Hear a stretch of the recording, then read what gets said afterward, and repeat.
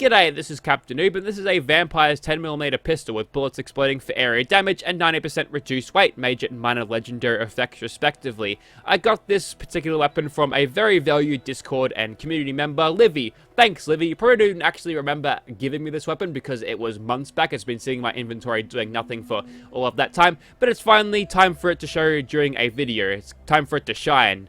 Do you get it? Because the skin is shiny. It's one of these nuclear winter skins that originally was sold on the Creation Club in Fallout 4, but they're free. They're free for progression in Fallout 76. Let's see more of that, Bethesda, please. Anyway, I also got a request to show off this weapon, so happy to oblige on requests for now, because quite honestly, my inspiration for doing weapons in this game is a little bit low right now, so feel free to drop in a request, but don't be too surprised if I don't do the Junkies weapons, because I don't collect them. Anyway, so we're doing 37 damage, powerful auto receiver with the explosive bullets, 37. It's unspec'd. Definitely not the best damage, but what I do with Vampire's weapons anyway, since we're going to be, regenerating constantly upon shooting targets, I sit under Nerd Rage, gives me a decent boost of damage. So yeah, that 37 will be turning into a better number by the time we've actually spec'd this thing out. It's an explosive weapon, so Demo Expert goes on. Auto Pistol means Gorilla Perks will activate its damage. It'll activate its almonds, which will in turn produce more damage from this thing. Got a Bloodied set up here. You'll notice that Serendipity is there. A couple of extra things for boosting criticals if I want to cheese everything with VATS, but this thing is not entirely optimized for VATS because it doesn't have the reflex sight. I've got the glow sights instead because they're cool. They also don't give me a huge zoom in when I aim down sight, so forever that's not really helpful because I can just hip fire anything that's super close anyway, thanks to the true barrel and the precise grip there, which is mostly to boost up this condition bar because I'm not going to be using the gunsmith perk, so it's going to be degrading a little bit faster. But anyway, 75 damage is okay. I'll go under Nerd Rage, get all of my unyielding bonuses as well, and I'll see you where we usually shoot things. Okay, so here we are at Wastelanders will not save Fallout 76, only mod support will, and here's the 10mm pistol. We've seen this 100 times before. This build is going to be renamed as I'm going to use a 10mm pistol build. Let's peep the damage for a second. 130 is pretty good. We didn't quite double it, but we're doing much better now, and my armor is as follows. Most of it is AP regen, which is helpful for a VATS heavy build, which I might or might not use depending on what kind of damage I can dish out with this thing. Seems alright. I've got the stinging mag on this time. Usually I go perforating for maximum damage because it's particularly good on pistols because you'll be hitting for a lot less anyway, but we'll be alright. Now, the good thing about my armor setup here is if you actually had paid attention to what attachments were on my unyielding chest pieces, I've got ye old dents on the chest piece. I've also got fireproof, which means I can do this. I'm getting hit markers on myself. I can still cripple my limbs though, but that's okay because Vampires has a thing where it regenerates your limbs, which is just so good right now because my limbs are made out of tissue paper. So now we're getting an extra 48% damage because my agility tree is kind of overstocked. But yeah, 167 damage. That's not too bad for a 10mm pistol. Now here's the challenge for me today. I'm going to try to go do this entire video without complaining about Gunslinger and how it's weaker than everything else. So that's a challenge for me. You know, if they were to add mod support, I'd consider putting one of those Vampirilla costumes on just for this, but that might be a little bit too risque, I think. What is it with, like, 80s style superheroes being super timeless? Like, who could forget Red Sonja? That's kind of cool. I'm not really sure whether that, inspired me to dress one of my angels that way, but yeah, that's kind of interesting. They've definitely got a lot of appeal to them. That was back then, people didn't give a fuck as much, did they? It's a lot different. Also, that's a lot of XP. I guess it's because this character's quite smart and stuff. Yes, 22 intelligence, that'll do it.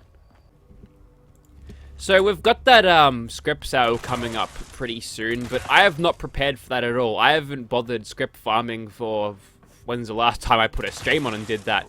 It's been a while, so I probably won't make use of that. Probably won't do a video on that.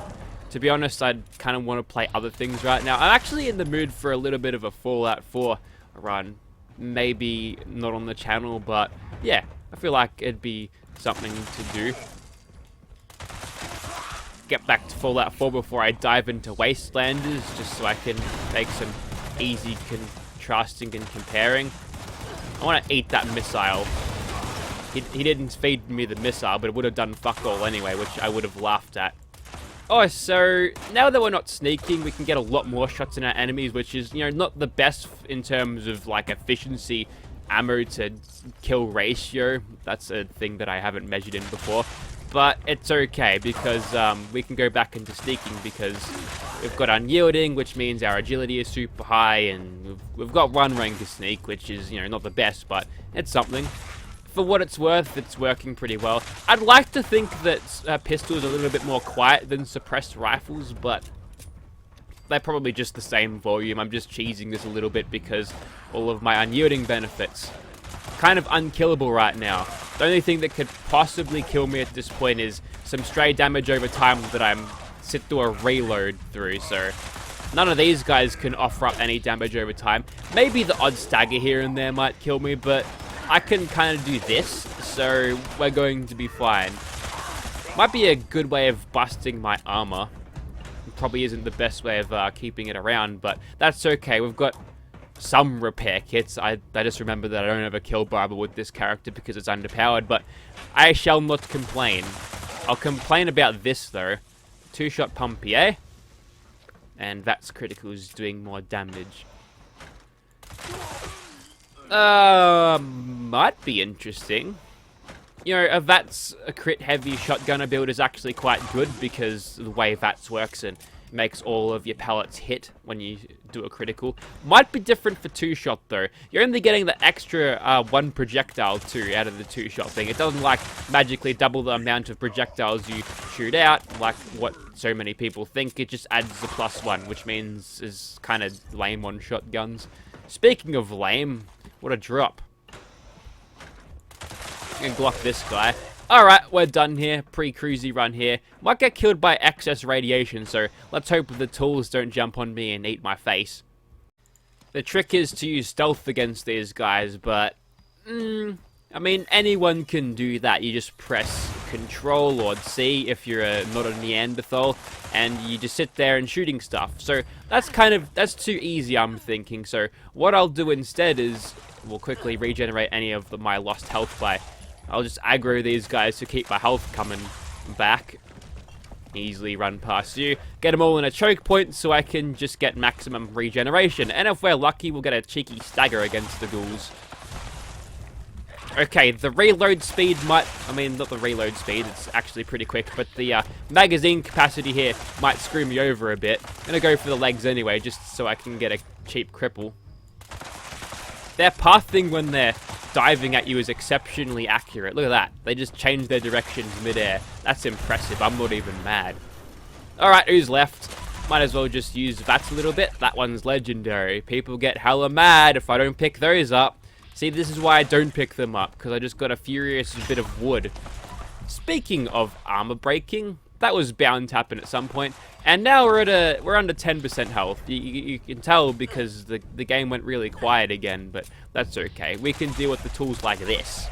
Sometimes they do get stuck on each other, which is good for explosive weapons because although your explosive damage isn't game-breakingly powerful like it used to be, bouncing splash damage is a very efficient way of killing stuff because you're damaging more than one enemy at once. Very nice. And even for a lowly 10mm pistol, which you wouldn't really give the time of day because, well, it's a 10mm pistol, well, you can still do pretty well with that.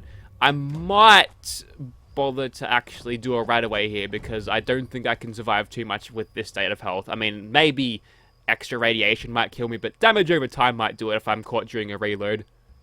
There shall be no quarter against one on this day. We didn't even one-mag him. I'm so disappointed. I've noticed something about the recoil animations in this game that they're not very nice. They're not very easy to aim when you're actually firing it, and this is exacerbated really, really badly if you use a laser gun. And don't even dare aiming down your reflex sight while using a Gatling laser. Bad idea. So that's why everyone just aims in third person, especially in Nuclear Winter. You can also see around yourself. There's numerous tactical advantages to it. There's not a whole lot of reason to actually not play in third person, to be honest. I'm thinking maybe for a scoped weapon, you'll be transitioning into a first-person stance when you aim down sights anyway. It might be useful. This is the damage over time I was worried about. Luckily, we can just bounce around like a kangaroo on a barbecue and kill him as easy as that. Absolutely no grind with this weapon, that's for sure. Anti-armor pumpy, hey? Alright, let's see what that has for us as soon as it wants to pop up. Just the 1 star. Okay, into the script bin with you. Whoops, I didn't mean to nick the queen with the plasma grenade, but I'll accept it. God, I wish I knew what I was shooting at. I suspect that I'm shooting at the Myla queen, yes. A little bit of acid, you reckon, is going to kill me. Well, it might if you had gotten a couple more spits on, but alright, alright. Ah, looks like we've got a bunch of toasted dudes. You bet I'm going to cheese them from VATS all the way over here. I haven't really examined this thing's accuracy all that much yet. Probably not all that impressive with the glow sights, but whatever, we'll keep on going anyway. We can one-shot these guys, that's helpful.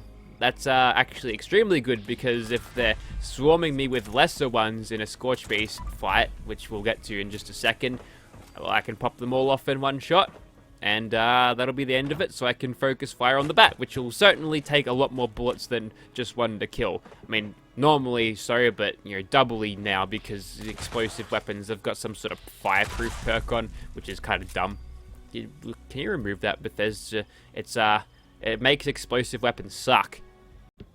Oh wee, I'm keen for this fight. Keen to get killed with damage over time. I mean, if I do, that's my fault for being an idiot. That I don't think there's any reason I should die to damage over time whilst I'm using an explosive vampire's weapon. But, sometimes my idiocy gets the better of me, so we'll have to see how we go. There's the bat down there. He's kind of flying at a range that is not ideal to me. There's old mate teleporter.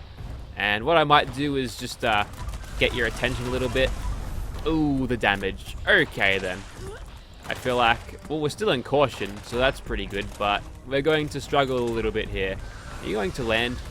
No, you are not. Thank the Lord for... Oh, now that he's closer, he doesn't like that. Yeah, I'd fly off too, mate. That's pretty bad. That seems to be the best way to run it. Do I regret not chucking on the reflex sight? Not really. Oh, so close, so close. If I only had but one more bullet in the magazine, I would have finished it. But we've cheesed that enough with VATS. We'll just send it over there. We'll kill him. And we'll not use VATS on this one. See if I can't actually aim in this game. It is a little bit hard to aim when you're being shredded by sonic attacks that kind of block what you can see, but... okay. Normally I'd be jumping out of the way of these guys, but I'm immune to my own explosions, so yeah, I can kind of just stand here. Unfortunately, I don't have any Sentinel's armor, so I can't stand here and tank even more damage than what I should, but not a problem when his attacks are about as impotent as... Well, I'm not going to finish that. You have to fill in the blanks yourself, but they're weak. Just like this pistol is at range. Maybe I should be using Crackshot, you see. Just aim down sights a little bit. I like how it lights up the screen so much that you have that kind of visual effect that makes the world glow not as bad. What I mean to say is it actually stops, like, the lighting gets so bright that it blinds you for a second. Yeah, that's the words.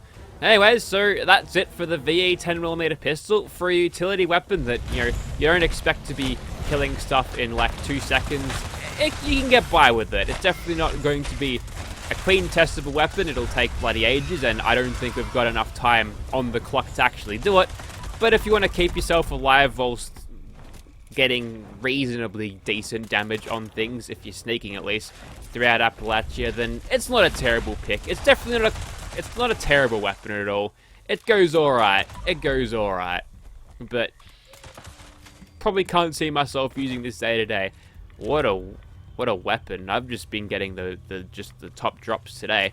So, yeah, if you'd like to see this weapon in your game, I'm keeping this one because I like it. It's another 10mm pistol to add to my collection. But I actually put it on the wall because without the reflexer, I'm thinking this sharky teeth paint actually works a little bit better than what it would otherwise. Thank you for watching, guys.